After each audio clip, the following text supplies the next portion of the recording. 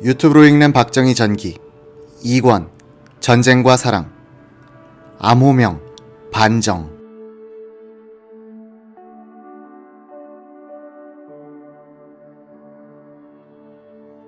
5월 28일 라이트너 미국 대리대사는 미 국무부에 전문을 보냈다. 이승만 대통령이 잡아간 국회의원들의 석방, 의원 및 가족들의 안전을 보장하라는 최후 통첩을 대통령에게 제시하고 말을 듣지 않으면 유엔군이 국회의원들을 보호하기 위해서 직접 나서는 것이 좋겠다는 요지였다. 이 건의를 접수한 미 국무부 북동아시아 과장 케네스 T 영은 다음날 사태가 악화되면 유엔군이 부산 지역의 치안을 담당하는 조치를 포함한 4단계 행동안을 기초하여 국무부 극동 담당 차관보 앨리슨에게 보고했다. 30일 국무부는 부산의 미 대사관으로 전문을 보낸다. 만약 유엔군이 부산에서 경찰권을 행사하든지 계엄령을 펼 경우 한국군이 어떤 태도를 보일지 궁금하니 알아보라는 요지의 지시였다. 부산 정치 파동에 미국은 군사력을 동원하는 안까지 검토하기 시작한 것이다. 미군보다 미국 대사관과 국무부가 이승만에게 더 강경했다. 미국 대사관은 이승만 대통령을 실각시키려 했고 미군은 이승만이 유엔군의 전쟁 수행을 방해하지 않도록 해야 한다는 정도의 생각을 갖고 있었다. 5월 30일 오후 라이트너는 대통령을 찾아가 계엄령의 즉각적인 해제를 공식적으로 요청하는 미국 정부의 서한을 전달했다. 이승만은 서한을 읽어보고는 말했다. 귀하는 귀국 정부의 계엄령이 곧 해제될 것이라고 보고하시오. 곧이라면 이틀 뒤입니까? 2주 뒤입니까? 곧 해제할 거요. 2분 뒤가 될 수도 있고 2달 뒤가 될 수도 있어. 미국 정부의 계엄령 해제 요구는 이승만 대통령에게 정치적 자살을 요구하는 것에 다름 아니었다. 계엄령이 해제되면 자유를 되찾은 국회는 간선을 통해서 장면을 차기 대통령으로 뽑을 것이라고 대사관에선 계산하고 있었다. 그런 계산에 넘어갈 이승만이 아니었다. 이승만은 미국이 장면을 대통령으로 미는 이유를 한국의 국익을 희생시켜 휴전 협상을 적당히 마무리 짓는데 유순한 장면이 협력할 것으로 판단하고 있기 때문이라고 생각했다. 자신만이 미국과 맞섬으로써 한국이 희생되는 것을 막을 수 있다고 확신했다. 이 결정적 시기에 이승만을 가까이서 관찰했던 그의 미국인 고문 로버트 T. 올리버는 건국의 내막이란 저서에서 이런 요지로 기록했다. 대통령은 나를 이해하려면 나는 외부 환경이 아니라 신념의 지배를 받는 인간이란 점을 이해해야 합니다. 라고 말하곤 했다. 그는 외부의 압력이 강하게 밀려올 때는 가위를 갖고 정원에 나가 나뭇가지를 정리하든지 작은 배를 타고 낚시를 나갔다. 나를 데리고 갈 때는 대화는 없다는 조건이 붙었다. 그의 명상은 절반이 기도였다. 그는 민주주의의 가장 큰 약점은 지도자가 항상 국민의 눈치를 봐야 한다는 점이다. 라고 했다. 그는 민주국가에서는 대부분의 정책이 장기적 안목이 아닌 급변하는 상황에 임기응변하는 식으로 집행되기 때문에 문제가 있다고 하면서 국민들의 장기적 안목에 기대를 걸기는 어렵다고 했다. 그는 국가를 가족의 확대판으로 보는 공자의 이상을 늘 마음속에서 그리고 있었다. 그는 인간의 권리와 존엄성을 지켜주는 정치제도라면 민주주의건 귀족 정치건 국가사회주의건 무방하다고 믿었다. 이 당시 이승만의 정치관은 집권한 뒤 한국적 민주주의를 내세우게 되는 박정희와 비슷했다. 민주주의를 하느님과 같은 절대적 가치로 보지 않고 국민의 인간다운 삶을 구현하기 위한 여러 수단 중의 하나로 본 점에서 그러하다.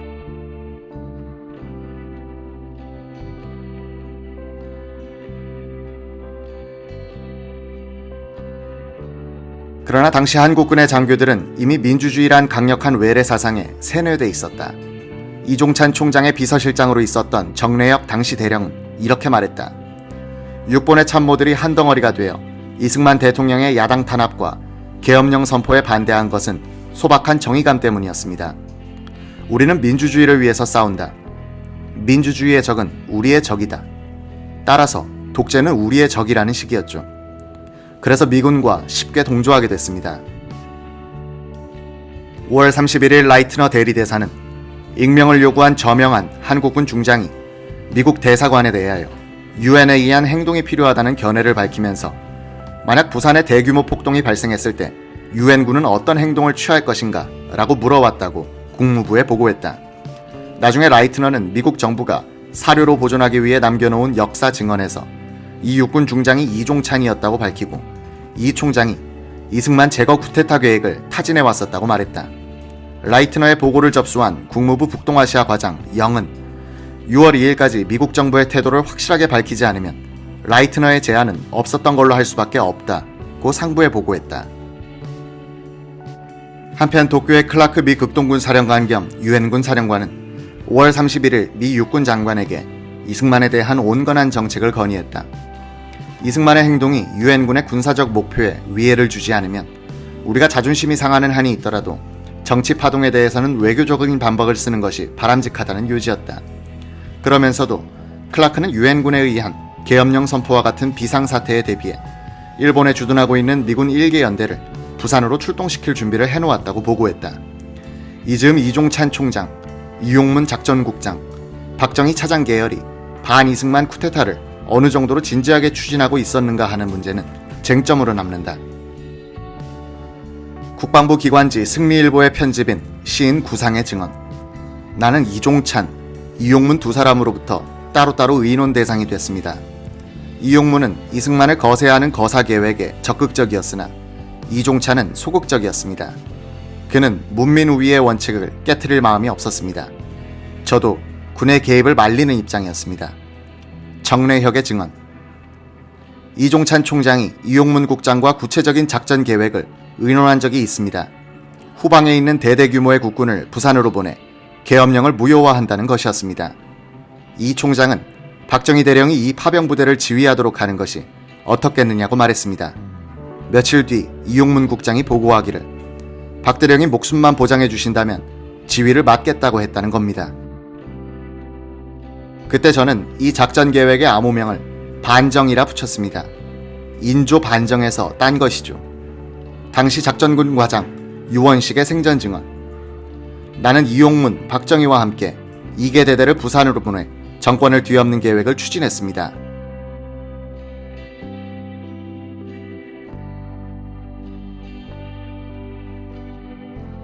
이승만의 재선을 저지한다는 목표를 달성하기 위해 미군은 한국군이 이승만에 의해서 계엄군으로 이용되지 않도록 이종찬 육군 참모총장 측에 대해 부산 정치파동 이전부터 공작을 해왔다. 벤플리트는 이승만에 대한 미국 측의 거부감을 내비치면서 쿠데타 가능성도 타진한 것으로 보인다. 이종찬은 벤플리트의 진심이 무엇인지 모르겠다면서 관망하는 태도였지만 이용문 작전국장은 달랐다. 그는 미군이 이승만 제거를 원하고 있다고 해석하고 미국이 이승만에 대한 지지를 사실상 철회한 지금 2개 대대 정도의 병력만 있으면 간단하게 이승만을 무력화함으로써 국회에서 장면을 차기 대통령으로 뽑도록 도울 수 있다는 판단을 했던 것으로 보인다. 이용문의 보좌관격인 박정희 대령도 강경론이었다. 김종평 정보국장을 비롯한 육본 참모들도 대체로 반이승만 성향을 보였다. 이들 장교는 6.25 초전에 있었던 이승만의 서울 사수 거짓방송, 1.4.5태 때 수만 명을 얼어 죽게 만들고 굶어 죽게 만든 국민 방위군 사건, 700여 명의 양민을 공비로 몰아 학살한 거창 사건 등에 대해서 분노하고 있었다. 이용문과 박정희는 전부터 이승만 정권에 대해서는 비판적이었다. 이용문, 박정희의 강경론에 밀린 이종찬 참모총장은 한때는 적극적으로 한국군의 쿠데타 계획에 대한 미국의 태도를 타진했던 것으로 보인다. 이종찬 총장은 그러나 미국의 지원 없이도 쿠데타를 감행할 인물은 아니었다. 6월 1일 라이트너 미국 대리대사는 국무부에 전문을 보낸다. 필요한 때는 유엔군이 부산에 직접 계엄령을 선포해 이승만을 예방적으로 구속하고 부산의 한국군과 경찰을 접수하는 계획을 수립해 줄 것을 건의한다. 이 경우 예상되는 부작용은 거의 없다. 질서는 단기간에 회복될 것이다. 이승만이 저항을 선동할 일정한 힘은 갖고 있지만 새 대통령이 선출되면 교육을 받은 층에서는 그를 받아들일 것이며 수동적인 대중도 별다른 말썽을 부리지 않고 따라갈 것이다. 1952년 6월 초는 이승만에게는 피를 말리는 순간의 연속이었다. 미군이 곧 계엄령을 선포해 야당을 이승만의 압박으로부터 자유롭게 해줄 것이란 소문이 부산 정가에 나돌아 숨어 다니던 국회의원들로 하여금 용기를 갖도록 했다. 야당 의원들의 신변을 미군이나 국군이 보호해줄 수 있다면 국회에서 새 대통령이 선출될 것이고 이승만 정권은 끝나는 것이다. 이 무렵 육본에서 심야 참모회의가 열렸다. 증언자 안광호는 당시 총장 비서실장이었다. 안광호에 붙인 안병범은 일본 육사 출신으로서 6.25 남침 직후 서울을 빠져나오지 못하고 인왕산에서 할복 자살했다. 안 씨의 두 동생도 전사했다. 안 씨는 문제의 심야 참모회의가 열린 날을 계엄령 선포 일주일 뒤인 6월 1일경으로 기억했다. 총장 전속 부관 유병일 중령이 자신에게 전화를 걸어와 6번 회의실로 나가니 참모들이 모여 있었다고 한다. 이종찬 총장과 유재흥 참모차장은 보이지 않았다. 이종찬 총장은 5월 28일 이승만 대통령에게 사의를 표명한 뒤에는 관사에서 칩거 중이었고, 유재흥 차장이 대리하고 있었다. 안광호의 생전 증언.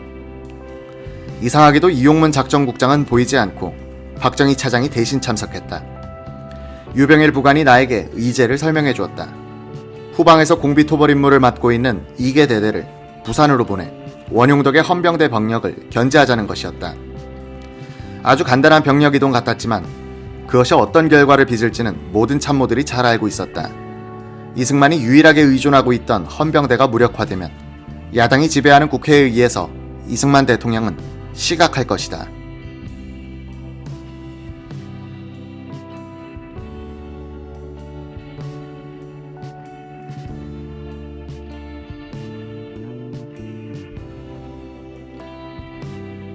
내가 회의장에 도착하기 전에 이미 논의가 상당히 진행된 것 같았다.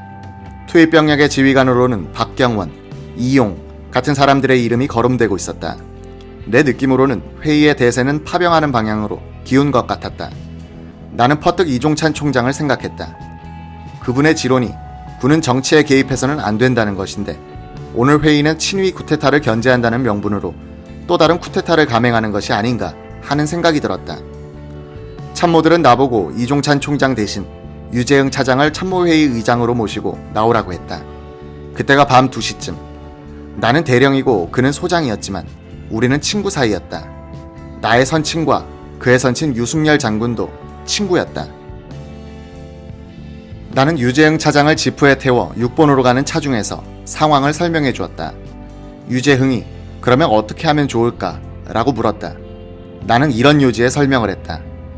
잘하면 혁명이 될지는 모르겠다. 성공 여부는 일선의 사정에 달려있다. 군단장, 사단장급이 반발하면 수습은 쉽지 않을 것이다.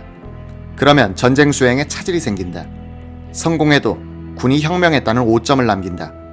미국의 지지가 절대적으로 중요한데 벤플리트가 자주 이종찬 총장을 찾아오기는 했지만 이렇다 할 언지를 준 것은 없다. 이런 내 의견을 듣더니 유 차장이 말했다. 안대령, 이러면 어떨까? 군의 정치 불개입을 선언한 지난 5월 26일 현재의 입장엔 변함이 없다고. 나는 그게 좋겠다 라고 찬동했다. 유재흥 차장이 참모회의장에 들어가더니 사회를 보기 시작했다. 김종평 정보국장이 의제를 설명한 뒤 작전 참모도 가능하다고 합니다 라고 말했던 것으로 기억한다. 인사참모는 일선 장병들의 사기나 군기에 영향을 주지 않으려면 신속하게 치러져야 하는데 그 판단은 인사참모가 내릴 수 있는 것이 아니라고 했다. 유재흥 차장이 이용문 작전국장을 대리해 작전참모로 참석한 박정희 대령에게 물었다. 박 대령은 싱긋이 웃으면서 말하는 것이었다. 그 문제는 상부에서 결심하시기에 달려 있습니다. 그러나 한다면 지장이 없게끔 수배는 됩니다. 나는 지금도 그때 박 대령의 그 묘한 웃음이 뇌리에 선명하게 남아있다. 군수참모는 그 문제는 G2, G3에서 결정할 문제이지 우리와는 상관이 없다 라고 했던 것 같다. 개인적으로 물으니 어느 참모도 꼭 해야 한다고 말하지 않았다. 참모들의 의견을 다 들은 다음 유재흥 차장이 말했다.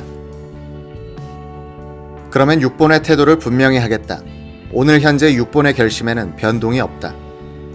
회의를 마치고 나가는데 김종평 국장이 내 어깨를 툭 치면서 안대령, 잘 됐수다 라고 했다. 나는 잘 됐수다란 말을 액면 그대로 받아들여야 할지 어리둥절했다. 그날 회의는 참으로 길게 느껴졌다. 무거운 분위기였고 국가의 운명이 이 자리에서 바뀔 수 있다는 생각을 모두 갖고 있었다.